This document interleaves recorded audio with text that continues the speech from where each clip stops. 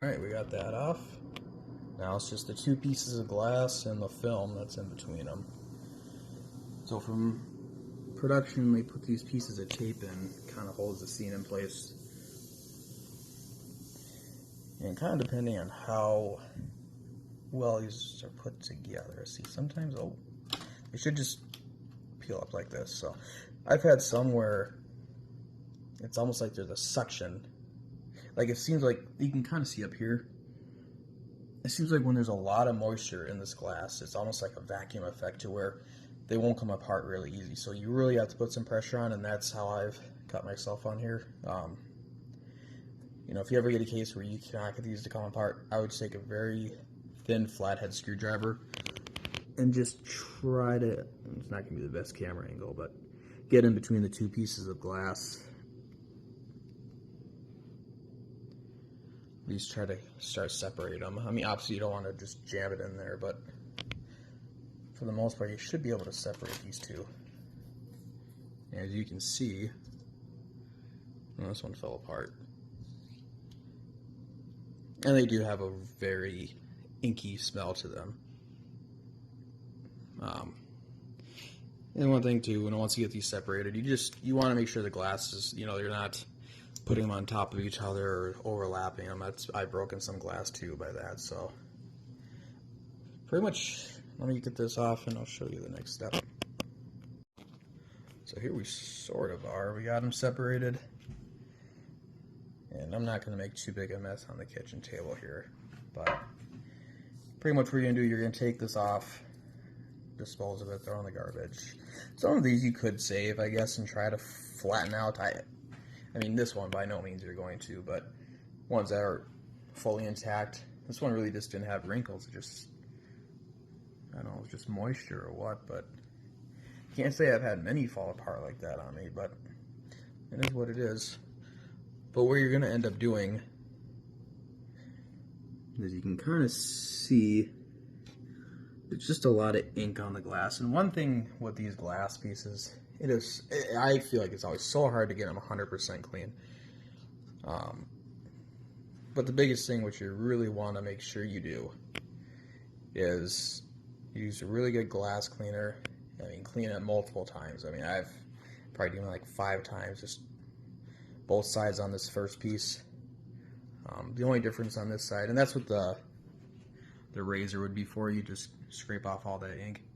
But the one thing you really don't want to do, a side that has these lines, or the side that has all these lines, do not put the razor to that, because you will take away the emulsion effect if you do that.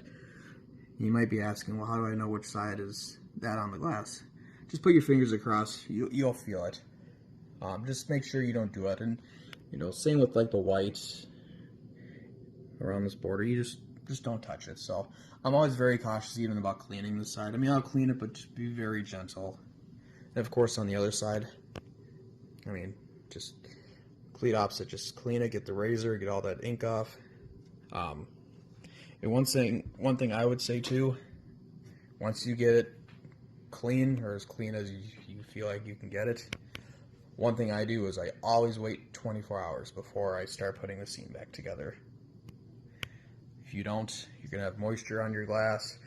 Once you put that scene in and you tape them shut, it's going to take about a week, and you're going to see your scene starting to look bad again. So that's probably the biggest thing of all this. If you are doing this, taking the time to do it, make sure that you take the time to let it dry. If you don't let it dry and you're trying to put it back together in a day just because you want it done, you're just going to end up ruining it and have to do it again. So just wait 24 hours. That's like my golden rule for doing it. And it doesn't really hurt if you wait longer, really. Just put them somewhere safe. Normally I'll put mine in the basement leaning up against a wall just so they can dry and be good to go. Personally, one of my favorite things on these signs, it's upside down, of course. Inspection date of October 8th, 1956. Oof. I think that's really cool. And one thing too, if you do try to clean, like say your sign is very dirty on the inside, this is actually really clean, like I said. to me, I like seeing that date. If you take any kind of water or cleaner, it's going to take that right off. So just one of those things. If you don't care about it, by all means go at it. But just to me, I like seeing that on there. It kind of gives it a little more provenance of like when your sign was built. So it's kind of a cool factor in my opinion. Well, there you have it, folks. Hopefully this helps you if you are tackling this project or just looking for something to watch about hams. And there actually is a good channel on YouTube. It's called Ibuyoldbeer.com. That's with Steve Miner and Barry Travis. They have a lot of wonderful videos on their channel, and I watch them on a weekly basis. But they actually do have one on how to do this too. So I guess it doesn't hurt to see another one.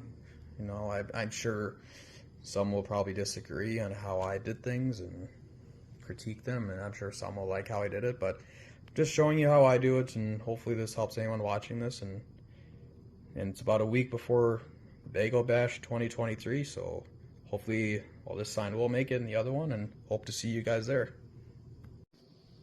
And actually, I'd figure I'd show you guys the channel just in case you couldn't find it. Ibuyoldbeer. Great channel, guys. Make sure you support them. They do a fabulous job, and they do turn out quite a few videos. So please support them, subscribe them. Me and my pups enjoy it almost on a nightly basis. So thanks again, you guys. Hope you liked the video. Hopefully this helps.